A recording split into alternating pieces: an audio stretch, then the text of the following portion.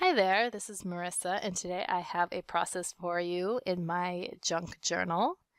And so I'm working here on a page that already had this clear little bag with sequins that was included when I stitched up the junk journal at the beginning. So that was already there, and so I'm just going to stick this photo behind the little bag and then put some things on the bag and then also do some stuff on the left side. So that's one of the reasons I like working in the junk journal, is because you've already done a lot of the work at the beginning when you make the junk journal. So you'll already have, your papers chosen and little interesting things stuck in the journal. So it's easy to kind of get started. You're not staring at a blank page every time. So I'm just going through my embellishments here. I have a little drawer of labels and words that I've printed out at different times, and so I'm just going through and looking for some that I like. And then I have these flowers that I am going to include on the left side. The more flowers, the better, is my motto, and that is what I went for on this layout.